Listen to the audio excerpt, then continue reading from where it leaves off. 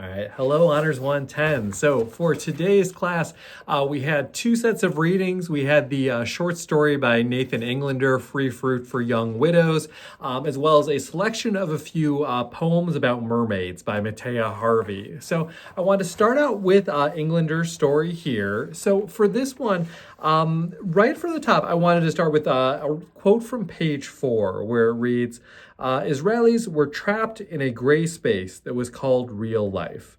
In this gray space, he explained, even absolutes could maintain more than one position, reflect more than one truth.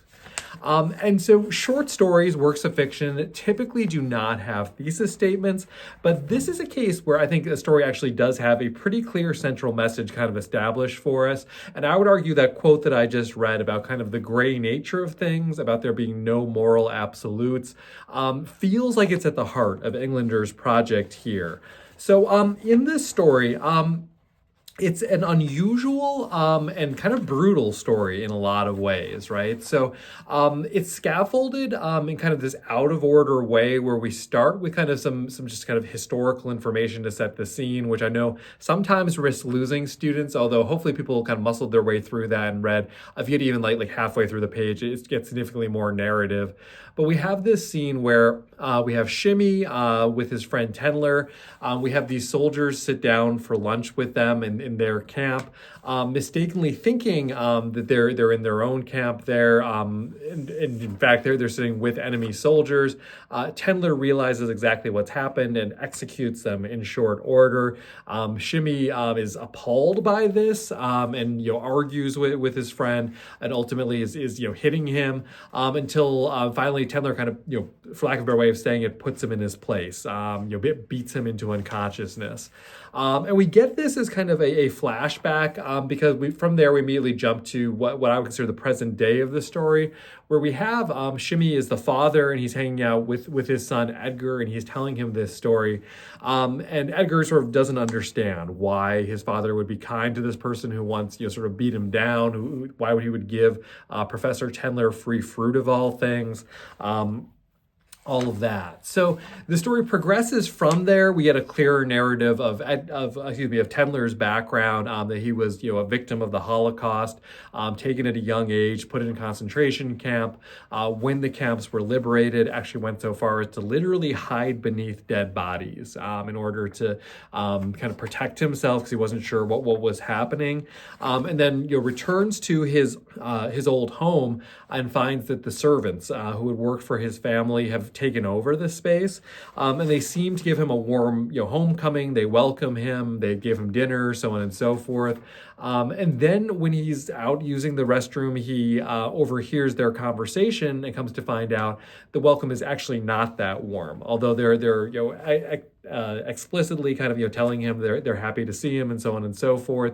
We overhear them telling their sons, we're going to kill this guy in his sleep to make sure we can hold on to the house so he can't take everything from us, so on and so forth. And based on that, Tendler makes the decision to murder this entire family, up to and including a baby. And so with all of that, first thing I want to kind of ask the class, and we'll kind of field in the discussion, is why we get the story in this order, right? The most kind of conventional, traditional way to approach a story is just chronological order, start at the beginning, end at the end.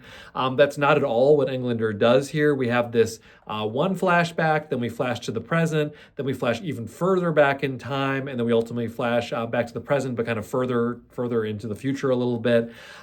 It's a very unconventional structure for telling a story, and I'm curious why we think that he does this, why he orders things the way he does, why he shares this information the way that he ultimately meets it out in that way.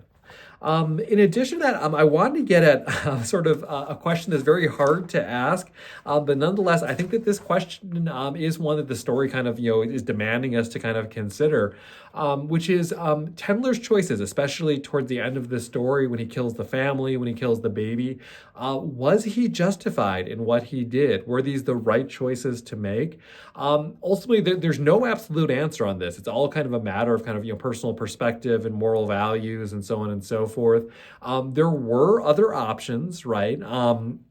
Those include that he could have just gotten killed himself rather than killing this whole family. He could have tried running away. We do get that addressed as to why he wouldn't do that in the story, but it is an option that he could have at least explored. There are all kinds of other subtle permutations on all these things I've laid out. So in any event, I'm curious what the class thinks about this. Was this the right choice? Is this a morally justifiable choice that Tendler has made? And what does this sort of tell us about his identity? Because again, we are in the identity unit here. So I think that that's always worth considering. Okay, I'll leave that there. Other just kind of big consideration I'll just kind of plant here, and you may address in the discussion, or may just kind of keep this in your back pocket when you're thinking about your essay for Unit 2, is just about the ways in which our experiences tend to shape our identity. I think that that's also kind of at the core of this story and the Tendler character in particular. Okay, carrying on from that, though, I also wanted to take a look at the Harvey poems for today. In terms of genre, these would be considered prose poems. And so what I mean by that is a poem, we traditionally think of something that looks more like the Jane poems that we looked at by Maggie Nelson previously, where they're shorter lines, more white space in between things, so on and so forth, sometimes a rhyming scheme, sometimes a rhythm scheme, so on and so forth. The concept of prose poems is essentially they are one-line poems. But that one line is long enough that it kind of looks more like a paragraph, but that it wouldn't actually make sense to break them up by any kind of arbitrary, line scheme along those lines. So anyway, I just wanted to kind of plant that there because I know many of you may not have seen this before.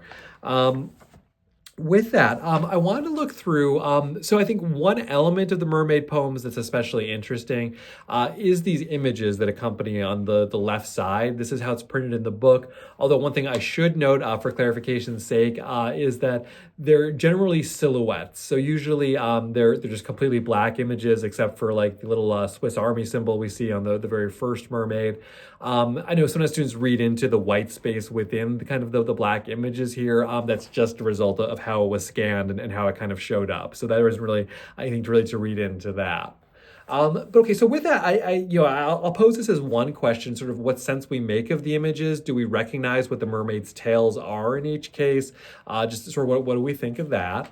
But otherwise, diving into the actual poems here, I thought I would read at least the first three, and I'll kind of make a judgment call as I progress through here. But for the straightforward mermaid starts every sentence with "look."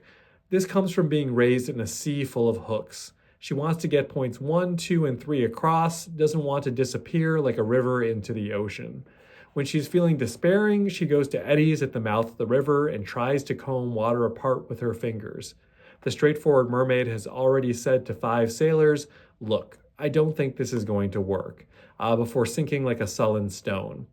She's supposed to teach rock impersonation to the younger mermaids, but every beach field trip devolves into them trying to find shells to match their tail scales.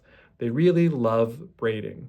"Look," says the straightforward mermaid, "your high ponytails make you look like fountains, not rocks."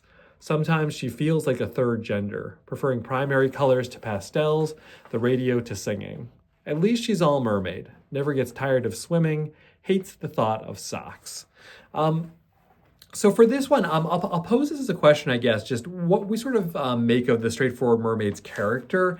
Do we know people kind of like the one sort of like the personality that's being represented by this mermaid? What do we make of her constantly saying "look" before she says things? What sense we generally make of that, and maybe how that might relate to that tale, which I'll get a little bit ahead of things, but I'll say I relate to a Swiss Army knife, that multi-tool with all the different kind of extensions off of it, how that might relate to her personality as we get it here, especially relative to the other mermaid characters that it alludes to. Okay, carrying on here, to look at the next poem, it's The Homemade Mermaid. Let me go ahead and read this one too. So the Homemade Mermaid is top half pimply teenager, bottom half tuna. This does not make for a comely silhouette, and the fact that her bits are stitched together with black fishing wire only makes the combo more gruesome. The Homemade Mermaid floods Mermag's Ask Serena column with postcards that read, "Oh, why not half salmon or half koi?" Signed, Frankenmaid. Sure, she's got the syndrome, loves her weird-eyed maker who began his experiments with Barbie and goldfish on basement years ago. But she does sometimes wish he'd picked her prettier sister and left her tanning on tinfoil in the yard. When he lugs the homemade mermaid to the ocean, she always comes swimming back, propelled only by her arms. She really hasn't reconciled with that tale. The next day, he can usually be cajoled into playing a game of all girl. They tuck her tail in a tank, and behind her and her human half sits pertly at a desk. Whether she's playing secretary or schoolgirl, the game always ends with a mixture of glue and glitter that he's still perfecting, for her tail sparkles get stuck in the tank, ventilation system, and the engine coughs to a stop. She sighs as he scoops out the glittery sludge. Tonight, again, he'll serve her algae with anchovies, and she won't complain. One time he brought her fries, delicious fries. She took them as if in a trance, and dipped them two at a time into the ketchup. The shared memory sprang to both their faces, two severed legs, blood everywhere, and his hand gripping the saw. So for this one, I'm going to contend that particularly the last stages of this poem are probably the most important parts, kind of fully understanding its meaning. So we have this part about French fries and how it reminds her of a certain image here, particularly that last part, the shared memory of two severed legs, on her, blood everywhere, his hand gripping the saw. There's a homemade mermaid. The implication here earlier on, we have the experiments with Barbies and goldfish. I would say the pretty clear implication here, if we take this poem literally, is about someone cutting off the legs of a woman, attaching a fish tail to literally make a homemade mermaid. So it's a pretty gruesome image, right? But with that, I would suggest there's also some degree of symbolism that we could read in here. There's a reference early on to that she's got the syndrome, loves her weird-eyed maker. And so the only way I can read that is Stockholm syndrome, right? And so to leave this a little bit more open-ended as a question beyond that point, I'm curious as to what this kind of might represent. So I think like most really good literature, we can read this on a really literal level of kind of this fantastical story of this person making mermaids. I think we can also read this a little bit more symbolically. And so what this might kind of represent, what we read into this about kind of the identity represented by this homemade mermaid.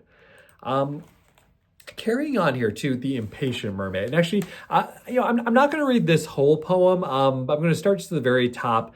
It's called, again, The Impatient Mermaid. Hates the slow creep forward of high tide and low tide slow creep back. And so for those of you who can read my chicken scratch, rest assured that the notes that I have handwritten on this are not necessarily intended for student consumption. They're actually just literally notes I made to myself the first time that I was reading this. But so part of what I love about this poem, it's my favorite start to a poem because she's impatient, as the title says. She's so impatient that the title is actually the beginning of the poem. You'll notice for all the other poems, we have the title and then we go into the start of a complete sentence. This one, you can't make sense of that first sentence without reading the title with it. It is officially the start of the poem. That's how impatient this character is. But in any event, we have some references to kind of just, again, her personality, some references to drug use, some reference to sort of some mental instability in this character. I'd love to hear reactions to that one as well. And in some ways, it's ironic. The backyard mermaid I'm going to spend the least time talking about, although that kind of suits the content of the poem itself and how she's sort of treated or looked at. So in any event, rest assured that one is on the table as well. I'm just going to hold off on reading just because I've been reading a lot in this video, and I want to make sure that folks make it to the end. So in any event, all four of these mermaid poems taken together, these are a selection from a much larger collection of these mermaid poems that belong to Harvey's larger book. So the tabloids are true, then what are you? But with that, my suggestion would be each of these mermaids sort of says something, particularly related to kind of women's experience, femininity, modern conceptions of feminism. Like we can go in a few different directions on that, but certainly identity. Certainly these are each individual kind of personality types, different descriptors applied to them. And I think these mermaids all stand kind of for something that we can understand beyond the immediate content of the poem. So, okay, so with that, I'll go ahead and cut off the video here. I'm really interested to hear what you have to say about any given one of those poems, as well as Englander's story and our discussion there. But thanks as always for watching. I'll catch you next time.